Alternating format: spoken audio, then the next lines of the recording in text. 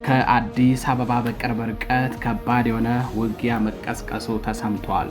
በውጊያው ከ100 በላይ የኦሮሚያ ክልል ሚሊሻ አባላት መገደላቸው የተነገረ ሲሆን ቡራዩ ከተማ የተኩስ ልውውጥ ከተካሄደባቸው ከተሞች አንዷ ናት ተብሏል። የደህንነት መስሪያ ቤቱ መረጃ ደርሶኛል በሚል በአዲስ አበባ ከወትሮ በተለየ የፍተሻና የአፈና ዘመቻ ጀምረዋል። ፍተሻና አፈናው በተለይ በአማራ ተወላጆችና በትግራይ ተወላጆች ላይ ያነጣጠረ ነው ተብሏል። እስካሁን ባለው በርካታ የአማራ ተወላጆች ታፍነው መወሰዳቸው ነው የተነገረው። መረጃውን በዝርዝር አጠናቅረን ይዘነዋል። የብልጽግና መከላከያ ሰራዊት ወደ ትግራይ ክልል ገብቶ የቀድሞው ሰሜን እዝ ሰፍሮባቸው የነበሩ ወታደራዊ ካምፖችን ይቆጣጠራል መባሉ ሐሰት ነው ሲል የትግራይ ክልል ጊዜያዊ አስተዳደር አስታወቀ።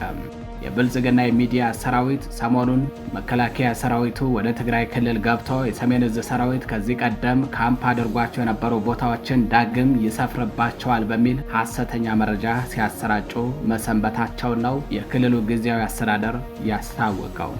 የብልጽግና ሰራዊት ጀነራል አበባው ታደሰ ተናግሯል በሚል ሲያሰራጩት የነበረው ራሳቸውን በራሳቸው እያረኩበት ነው በሚል አንዳንዶች ሲተርቧቸውም ታይተዋል። አበባው ታደሰ መከላከያ ሰራዊቱን ይዞ ትግራይ መግባት ኤሊሊ ሆቴል እንደ መግባት ቀላል አይደለም በሚል አንዳንዶችም ትችት ሰንዝረውበታል። ይህንን በሚመለከት ዝርዝር መረጃ አለን፣ ታደምጡታላችሁ። በሌላኛው መረጃችን የአማራ ፋኖ ብሔራዊ ንቅናቄ ያቀረበውን የምህረት አዋጅ የተቀበሉ 14 የሚሊሻና የአድማ ብተና አባላት ከነሙሉ ትጥቃቸው ፋኖን ተቀላቀሉ። የምህረት አዋጁን የተቀበሉት የአገዛዙ ወታደሮች በተሳሳተ መንገድ ከጨፍጫፊው ስርዓት ጋር ተሰልፈን ህዝባችንን ስንገድል፣ ስናፈናቅል፣ ስናሰቃይ በመቆየታችን ተጸጽተናል ያሉ ሲሆን አሁን ላይ ግን ለህዝባችን ውድ ህይወታችንን ለመገበር ጭምር ለመካስ ተዘጋጅተናል ብለዋል። ከ14ቱ የሚሊሻና የአድማ ብተና አባላት በተጨማሪ በርካታ የመከላከያ ሰራዊት አባላትም ፋኖን መቀላቀላቸውን ቀጥለዋል። መረጃውን በዝርዝር ታደምጡታላችሁ። በሌላኛው መረጃችን ከትላንት በስቲያ ምሽት ጀምሮ በአጣየ ዙሪያ የተከፈተ ወረራ ዛሬም ተባብሶ መቀጠሉ ተሰምቷል። መነሻቸውን ከልዩ ዞን ያደረጉ ታጣቂዎች በመከላከያ ሰራዊት የከባድ መሳሪያ ሽፋን ታግዘው በኤፍራታና ግድም ወረዳ አርሶ አምባና ዘንቦ ቀበሌዎች ላይ የጀመሩት አውዳሚ ጥቃት ዛሬም ተባብሶ ወደ ሌሎች ቀጠናዎች ተስፋፍቶ ማደሩ ተሰምቷል። መረጃውን በዝርዝር ታደምጡታላችሁ። ጤና ይስጥልኝ የተከበራችሁ የመረብ ሚዲያ ቤተሰቦች እንደምን አረፈዳችሁ፣ እንደምን ዋላችሁ። ከጣቢያችን የዛሬ የካቲት 14 2018 ዓ.ም ዕለታዊ መረጃዎችን አጠናቅረን ይዘን ቀርበናል። አብራችሁን ቆዩ።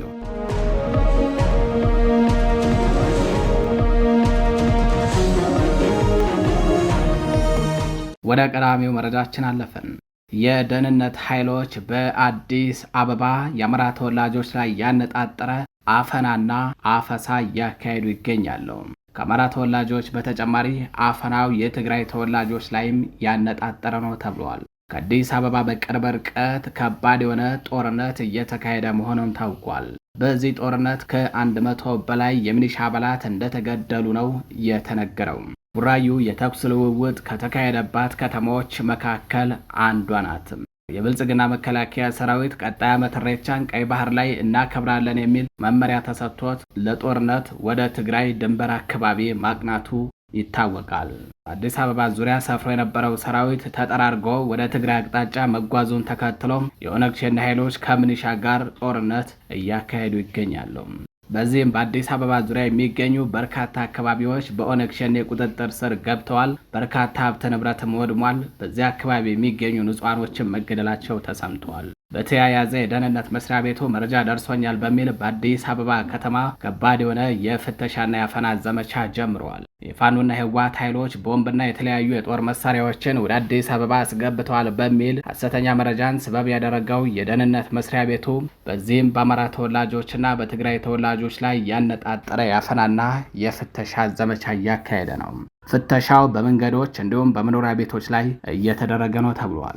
ፈታሽ የተባሉት የፌዴራል ፖሊስ አባላትም በተለይ የአማራ ተወላጆች ናቸው ባሏቸው መኖሪያ ቤቶች ላይ እየገቡም ፍተሻ በሚል ስበብ ሀብት ንብረት ዘርፈው በተሽከርካሪ እየጫኑ እየወሰዱ መሆኑ ነው የተነገረው። የውስጥ ምንጮች እንዳሉት የደህንነት መስሪያ ቤቱና የፌዴራል ፖሊስ የውር ደንብሩን እየተጓዘ ነው ተብሏል። ይህንን በሚመለከት መረጃዎችን እየተከታተልን ወደ እናንተ የምናደርሳችሁ ይሆናል። በሌላኛው መረጃችን የትግራይ ክልል ጊዜያዊ አስተዳደር የብልጽግና መከላከያ ሰራዊት ወደ ትግራይ ክልል እንዲገባ ትዕዛዝ ተላልፏል በሚል የተሰራጨው መረጃ ፍጹም ሐሰት ነው ሲል ገለጸም። ያገዛዙ የሚዲያ ሚሊሻዎች በተለይ ጀነራል አበባው ተናግሯል በሚል እሱን ጠቅሰው ሰሞኑን አንድ መረጃ ሲያዘዋውሩ ሰንብተዋል። መረጃው መከላከያ ሰራዊቱ ወደ ትግራይ ክልል እንዲገባ የትግራይ ክልል ጊዜያዊ አስተዳደር ፈቅዷል፣ የተሰጠውንም ትዕዛዝ ተቀብሏል የሚል ነው። ይህንን በሚመለከት በሌተናል ጀነራል ታደሰ ወረደ የሚመራው ጊዜያዊ አስተዳደር ዛሬ ቅዳሜ የካቲት 14 2018 ዓ.ም በፕሬዝዳንት ጽህፈት ቤት የፌስቡክ ገጹ ላይ ባወጣው መረጃም ጉዳዩ ፍጹም ከእውነት የራቀ ነው ብሏል። ከሰሞኑ በተለያዩ ማህበራዊ ሚዲያ ገጾች ላይ የአገዛዙ መከላከያ ሰራዊት ወደ ትግራይ ክልል እንደሚገባ ጊዜያዊ አስተዳደሩም አስቀድሞ መረጃ እንዲደርሰው መደረጉን የሚገልጹ መረጃዎች ናቸው ሲዘዋወሩ የነበሩት። በትላንትናው ዕለት ደግሞ መከላከያ ሰራዊት በክልሉ በሚገኙ ካምፖች ውስጥ እንዲሰፍር መግባባት ላይ መደረሱን የሚጠቅስ የአገዛዙ የሚዲያ ሚሊሻዎች ሌላ መረጃ ሲያዘዋውሩ ታይተዋል። ይህንንም የተናገረው ጀነራል አበባው ታደሰ ነው በሚል ነው እነዚሁ ሀፍረት የለሾቹ የብልጽግና የሚዲያ ሚሊሻዎች ሲያዘዋውሩት የነበረው። ጊዜያዊ አስተዳደሩ ዛሬ ባወጣው መግለጫ እነዚህ ሁለት ጉዳዮችን ፍጹም ሐሰት ናቸው ብለዋል። የአገዛዙ ሰራዊት ወደ ትግራይ ክልል እንዲገባ ትዕዛዝ እንዳስተላለፈ እየተሰራጨ መሆኑን የጠቀሰው መግለጫው የትግራይ ጊዜያዊ አስተዳደር ደግሞ በቀድሞ የሰሜን ዕዝ ካምፖች እንዲሰፍር እንደተስማማ ተደርጎ በተለያዩ መንገዶች ሲሰራጭ ሰንብቷል ብለዋል። የማህበራዊ ሚዲያ ልጥፎቹን የተጣመመና የተሳሳተ ሲል የጠራው ጊዜያዊ አስተዳደሩ ይህ አይነቱ መረጃ ወደ ህብረተሰቡ የተሰራጨበት ስትራቴጂ ምንጩ ሆነ ሊያሳካው የፈለገው ግብ ግልጽ ነው ብሏል። የትግራይ ጊዜያዊ አስተዳደር እየተሰራጨ ያለው መረጃ ፍጹም ሐሰት መሆኑን መግለጽ ይወዳልም ሲል ነው በመግለጫው የተጠቀሰው። የፕሬዝዳንቱ ሌተናል ጀነራል ታደሰ ጽህፈት ቤት ይህንን መግለጫ ያወጣው በፌዴራል መንግስትና በትግራይ ኃይሎች መካከል የተፈጠረው ውጥረት ወደ ግጭት ሊገባ ይችላል የሚል ስጋት በተፈጠረበት ሁኔታ ውስጥ ነው። መዋሸት፣ መቅጠፍ፣ መክዳት ይህ የብልጽግና አይነተኛ መገለጫ ነው። ወደ ሌላኛው መረጃችን አለፍን። የአማራ ፋኖ ብሔራዊ ንቅናቄ ያቀረበውን የምህረት አዋጅ የተቀበሉ 14 የሚሊሻና የአድማ ብተና አባላት ከነሙሉ ትጥቃቸው ፋኖን ተቀላቀሉ። የአማራ ፋኖ ብሔራዊ ንቅናቄ ባወጣው የምህረት አዋጅ መሰረት የብልጽግና አገዛዝ ስልጣን ማስጠበቂያ የነበሩ 14 የሚሊሻና የአድማ ብተና አባላት በበላይ ዘለቀ ዕዝ ሜጀር ጀነራል ውባንታ ባተኮር ጉና ክፍለ ጦር ስር የአንዳቤት ብርጌድን መቀላቀላቸውን ክፍለ ጦሩ በህዝብ ግንኙነት ክፍሉ በኩል ለመረብ ሚዲያ በላከው መረጃ ገልጿል። የምህረት አዋጁን የተቀበሉ የአገዛዝ ወታደሮች በተሳሳተ መንገድ ከጨፍጫፊው ስርዓት ጋር ተሰልፈን ህዝባችንን ስንገድል ስናፈናቅልና ስናሰቃይ በመቆየታችን ተጸጽተናል ያሉ ሲሆን አሁን ላይ ግን ለህዝባችን ውድ ህይወታችንን በመገበር ጭምር ለመካስ ተዘጋጅተናል ብለዋል። በተጨማሪም ወታደሮቹ የምህረት አዋጁን በማቅረብ ህይወታቸውን ለታደገላቸው ለአማራ ፋኖ ብሔራዊ ንቅናቄ ላቅ ያለ ምስጋና አቅርበዋል። የምህረት አዋጁን የተቀበሉ ታጣቂዎች ስም ዝርዝር ሚኒሻ በላይ ባንቴ፣ ሚኒሻ ሀብታሙ ካሴ፣ ሚኒሻ ቢሆነኝ ተረፈም፣ የአድማ ብተና አባል መንግስቱ ዳምጤ፣ ሚኒሻ ተመስገን ተረፈ፣ ሚኒሻ ሸጋው ማለደ፣ ሚኒሻ ስማቸው ውበት፣ ሚኒሻ ተመስገን ሉሌ፣ ሚኒሻ እኔው አስፌ፣ ሚኒሻ ጌጡ ገብሩ፣ የአድማ ብተና አባሉ አብራራው አማረ፣ የአድማ ብተና አባሉ አብሏል ውዱም፣ ሚኒሻ ዳምጤ እንደሻው፣ ሚኒሻ ቸርነት አዳሙ ናቸው። በጉና ክፍለ ጦር ስር የአንዳቤት ብርጌድን የተቀላቀሉት የሚሊሻና የአድማ ብተና አባላቱ በክፍለ ጦሩና በአንዳቤት ብርጌድ አመራሮች እንዲሁም በአንዳቤት ወረዳ የፋኖ ጊዜያዊ መንግስት አስተዳደር አካላት ተከታታይ የሆነ ግንዛቤ ማስጨበጫ ስልጠና በሰፊው ከተሰጣቸው በኋላ የተቋሙን ፎርም በመሙላት የብርጌዱን ሰራዊት በይፋ እንዲቀላቀሉ ተደርገዋል ሲል የጉና ክፍለ ጦር ህዝብ ግንኙነት መምሪያ ለመረብ ሚዲያ በላከው መረጃ ገልጿል። መዋሸትና ማጭበርበር፣ ንጹሃንን በአሰቃቂ ሁኔታ መግደልና ማፈናቀል፣ ጽንፈኝነትና ጦረኝነት ሁነኛ መገለጫ የሆነው የብልጽግናው ቡድን ዙፋኔን ይጠብቁልኛል ያላቸው ወታደሮቹ ልክ እንደ እምቧይ ካብ እየተናዱ ፋኖን መቀላቀላቸውን ቀጥለዋል። በማወቅ የሚሆን ባለማወቅ ከዚህ ሰው በላ አገዛዝ ጋር ተሰልፋችሁ የገዛ ወገናችሁን ስጨፈጭፉ የነበራችሁ ወታደሮች ከአሁን በኋላ የአገዛዙ ሴራና የጥፋት መንገድን በውል ተረድታችሁ ፋኖን ተቀላቀሉ በሚል የአማራ ፋኖ ብሔራዊ ንቅናቄ ያቀረበውን ጥሪ የአገዛዙ ወታደሮች በደስታ ተቀብለው የቻሉ ከነሙሉ ትጥቃቸው ተጠርፎባቸው መያዝ ያልቻሉ ደግሞ ወደ ፋኖ ባዶ እጃቸውን እየጎረፉ ይገኛሉ። በተያያዘ ዜና የምህረት አዋጁን የተቀበሉ የአድማ ብተና አባላት ዛሬም እንደ ትናንቱ ከጠላት ካምፕ በመኮብለል ፋኖን እየተቀላቀሉ ይገኛሉ። የምህረት አዋጁን የተቀበሉ ረዳት ሳጅን ሀብቴ ላቀው፣ ኮንስታብል ወርቅ እያበበ፣ ኮንስታብል ሰይድ ሁሴን የተባሉ የአድማ ብተና አባላት ከነሙሉ ትጥቃቸው ሻወር አካባቢ ከሚንቀሳቀሰው የጠላት ኃይል በመውጣት በአማራ ፋኖ ብሔራዊ ንቅናቄ ቴዎድሮስ ዕዝ 105ኛ ኮር 55ኛ ክፍለ ጦርን ተቀላቅለዋል። የአገዛዙን እድሜ ለማራዘም የቆመውና በቋሪት ወረዳ የመሸጋው 76ኛ ክፍለ ጦር አባላት የነበሩ 3 የሚኒሻ አባላት የአገዛዙን ሰንሰለት በመበጣጠስ ትጥቃቸውን ሙሉ እንደያዙ የአማራ ፋኖ ብሔራዊ ንቅናቄን ተቀላቅለዋል። እንደ ዓላማው ድረስ የቻለ በለጠና ስሜነ ታፈረ የተባሉት የሚኒሻ አባላቱ በአማራ ፋኖ ብሔራዊ ንቅናቄ ቴዎድሮስ ዕዝ 102ኛ ኮር 33ኛ ክፍለ ጦር ነው የተቀላቀሉትም። ወደ ሌላኛው መረጃችን አለፍን። በአጣዬ ዙሪያ የተከፈተው ወረራ ዛሬም ተባብሶ መቀጠሉ ተሰምቷል።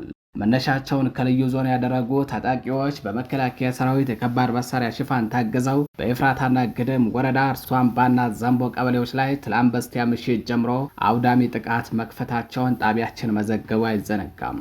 ይኸው ጥቃት ተባብሶ ቀጥሎ በወረዳው ሌሎች አካባቢዎች ላይ መስፋፋቱ ነው የተነገረው።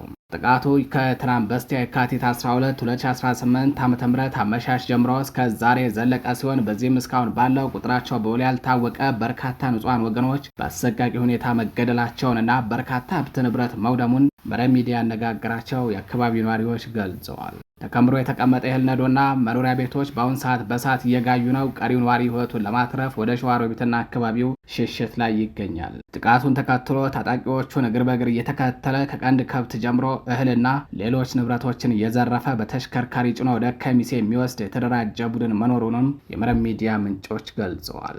መከላከያ ሰራዊቱ ለወራሪዎቹ ስንቅና ትጥቅ ከማቅረብ ጀምሮ የከባድ መሳሪያ ሽፋን እስከ መስጠት የደረሰም እገዛ በማድረግ በወረራው እየተሳተፈ መሆኑንም የአካባቢው ነዋሪዎች ተናግረዋል። ይኸው የብልጽግና ሰራዊት በአካባቢው ራሳቸውንና ቀበሌያቸውን ለመጠበቅ ህጋዊ መሳሪያ ታጥቀው የነበሩ ግለሰቦችን ከቀናት በፊት የገፈፋቸው ሲሆን ማህበረሰቡ ገበያም ሆነ ለአንዳንድ ጉዳዮች በአካባቢው ሲንቀሳቀስ የእንጨት ዱላ እንኳን እንዳይዝ በማድረግ ትጥቅ የማስፈታት ስራ ሰርቶ ነበርም።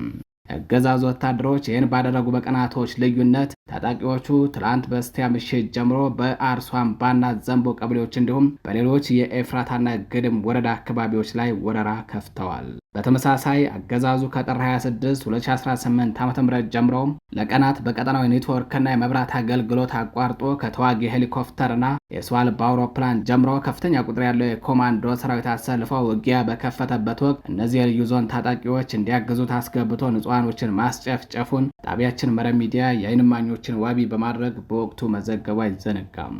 እነዚሁ መነሻቸውን ከልዩ ዞን ያደረጉ ታጣቂዎች ከብልጽግና መከላከያ ሰራዊት በሚቀርብላቸው ስንቅና ትጥቅ እንዲሁም በሚሰጣቸው የከባድ መሳሪያ ሽፋን ታግዘው ጥር 28 2018 ዓ.ም በኤፍራታና ግድም ወረዳ ዘንቦ ቀበሌ ልዩ ቦታው ግንብ ተብሎ በሚጠራው አካባቢ በከፈቱት ጥቃት 12 አርሶ አደሮች በአሰቃቂ ሁኔታ መገደላቸውን እና በበነገታው ስርዓተ ቀብራቸው በአንድ ቤተክርስቲያን መፈጸሙን ጣቢያችን በወቅቱ ዘግቦ ነበረም። ወደ ሌላኛው መረጃችን አለፍን። ከደቡብ ሱዳን ወደ ጋምቤላ ክልል ከፍተኛ ቁጥር ያለው ህገወጥ የጦር መሳሪያ እየገባ እንደሚገኝ ተነገረም። መነሻውን ከደቡብ ሱዳን ያደረገ ከፍተኛ ቁጥር ያለው ህገወጥ የጦር መሳሪያ ድንበር ተሻግሮ ወደ ጋምቤላ ክልል እየገባ እንደሚገኝ ተሰምቷል። የደቡብ ሱዳን ወታደራዊ ባለስልጣናትና የኢትዮጵያን ድንበር በተደጋጋሚ ጥሰው በመግባት ጥቃት እንደሚፈጽሙ የሚነገርላቸው የደቡብ ሱዳን ታጣቂዎች የጦር መሳሪያ በማስተላለፍ ሂደቱ ተሳታፊ መሆናቸው ታውቋል። እነዚህ ህገወጥ የጦር መሳሪያ አስተላላፊዎች ኢትዮጵያንና ደቡብ ሱዳንን በሚያዋስነው ድንበር አቅራቢያ ልዩ ስሙ ፓችላ ተብሎ በሚጠራው አካባቢ የህገወጥ የጦር መሳሪያ ሁነኛ ማስተላለፊያ መስመር አድርገው እንደሚጠቀሙበትም ታውቋል። ከደቡብ ሱዳን የተነሳ ህገወጥ የጦር መሳሪያ እየገባበት እንደሆነ በተነገረው በጋምቤላ ክልል ባሳለፍነው ዳር ወር የሰብአዊና ቁሳዊ ውድመትን ያስከተለ ብሔር ተኮር ግጭት መቀስቀሱ የሚታወስ ሲሆን በግጭቱ በርካታ ንጹሃን ኢመደበኛ ታጣቂዎች እንዲሁም የጋምቤላ ከተማ ፖሊስ አዛዥን ጨምሮ ቁጥራቸው ቀላል የማይባል የመንግስት ኃይሎች መገደላቸው ይታወቃል። ዋና ከተማዋን ጨምሮ በጋምቤላ ክልል የተለያዩ አካባቢዎች በተደጋጋሚ በሚከሰቱ የጸጥታ ችግሮች ላይ የክልሉ መንግስት የጸጥታ መዋቅር አባላት ተሳታፊ ናቸው ተብለው እንደሚጠረጠሩም ነው የተነገረው። ይህንን ተከትሎ የክልሉ አድማ ብተናና የመደበኛ ፖሊስ አባላት የታጠቁትን የጦር መሳሪያ በጥር ወር 2018 ዓ.ም ገቢ እንዲያደርጉ ከክልሉ መንግስት ማሳሰቢያ መተላለፉ ይታወሳል። በኢትዮጵያና ደቡብ ሱዳን በሚኖሩ የአኝዋክና የኒዌር ጎሳዎች መካከል ባለው ውጥረት ሳቢያ በጋምቤላ ክልል ተደጋጋሚ ግጭቶች ሲከሰቱ የቆዩ ሲሆን ከደቡብ ሱዳን ተነስቶ ወደ ጋምቤላ ክልል የሚተላለፈው የህገወጥ የጦር መሳሪያ ዝውውርም ከዚሁ ጋር የተገናኘ ሊሆን እንደሚችል ነው የተጠቆመው። ከዚህ ጋር በተያያዘ በጋምቤላ ክልል ባሳለፍነው ዳር ወር ተቀስቅሶ እስከ ታህሳስ ወር ቀጥሎ በነበረውና የበርካቶች ህይወት በቀጠፈው ግጭት ተሳትፈዋል የተባሉት የደቡብ ሱዳን ታጣቂዎች አሁንም ድረስ በክልሉ የተለያዩ አካባቢዎች በመንቀሳቀስ ላይ እንደሚገኙ ነው የተነገረው። መረጃው የዞብል ፖስት መጽሔት ነው። የተከበራችሁ አድማጭ ተመልካቾቻችን ለዛሬ የካቲት 14 2018 ዓ.ም ይዘናቸው የነበሩት የእኩለ ቀን መረጃዎቻችን እነዚህን ይመስላሉ። በሌሎች መረጃዎች እስከምንገናኝ ቸር ቆዩ።